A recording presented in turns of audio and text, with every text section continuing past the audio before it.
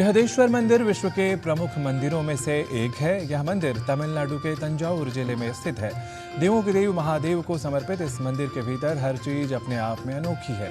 1000 साल बीत जाने के बाद भी इसकी बनावट और वास्तुकला को देखकर आज भी सभी, यहाँ तक कि वैज्ञानिक भी आश्चर्यचकित हो उठते हैं। आइए जानते हैं भारतीय संस्कृति, ज्ञान एवं वास्तुकला के उत्कृष्ट उदाहरण को प्रस्तुत करते इस बृहदेश्वर मंदिर के बारे में।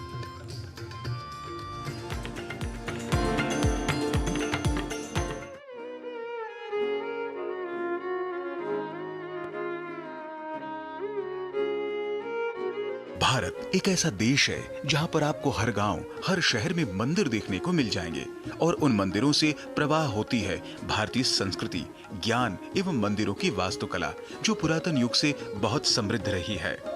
यहाँ के मंदिर अपनी वास्तुकला, अपने इतिहास और रहस्यों के लिए पूरी दुनिया में जाने जाते हैं। इन मंदिरों के रहस्य से वैज्ञानिक भी आश्चर्य से भर जाते हैं। ऐसे ही मंदिरों में एक मंदिर तमिलनाडु के तंजौर शहर में स्थित है, जिसका नाम बृहदेश्वर मंदिर है। मान्यता यह भी है कि जब राजराज चोल प्रथम श्रीलंका के दौरे पर गए थे, जब उन्होंने एक स्वप्न देखा जिसमें उन्हें इस मंदिर को बनाने का आदेश मिला था, जिसके बाद ही उन्होंने इस मंदिर का निर्माण कार्य शुरू करवाया था। यह मंदिर 1000 साल बीत जाने के बाद भी इसकी बनावट और वास्तुकला को देखकर आज भी इंजीनियरों से लेकर वैज्ञानिक तक आश्चर्य का विषय मानते हैं। यह मंदिर भगवान शिव को समर्पित है। इसी के साथ यह मंदिर अपनी भव्यता, वास्तुशिल्प और गुंबद की वजह से पूरी दुनिया में जाना जाता है। यह मंदिर विश्व धरोहरों में भी शामिल है।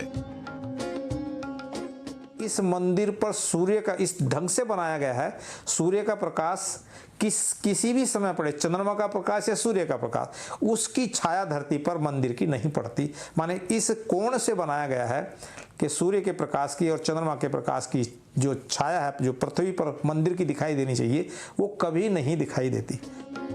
यह बृहदेश्वर मंदिर ग्रेनाइट से निर्मित है।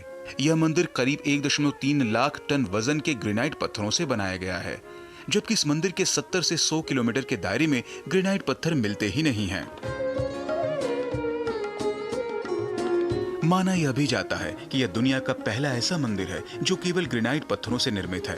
13 से 16 मंजिला यह मंदिर, जिसकी ऊंचाई करीब 216 फीट है।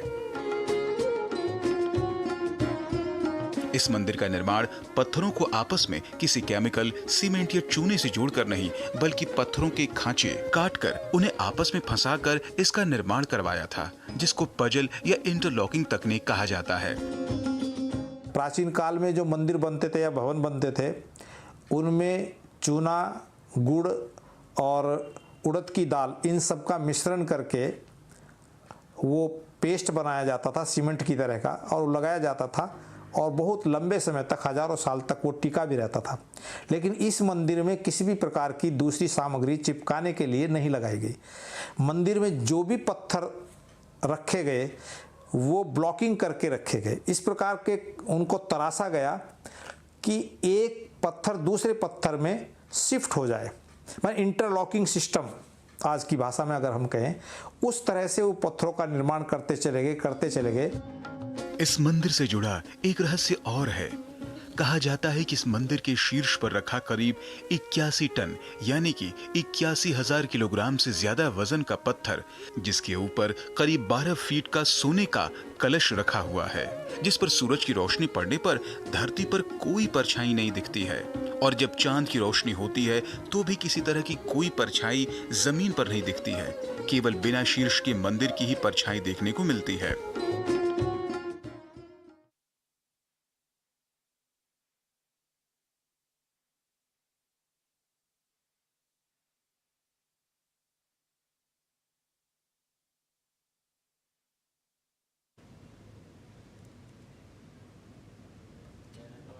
और बुलेटिन में फिलहाल लेते हैं एक ब्रेक। आप देखते रहिए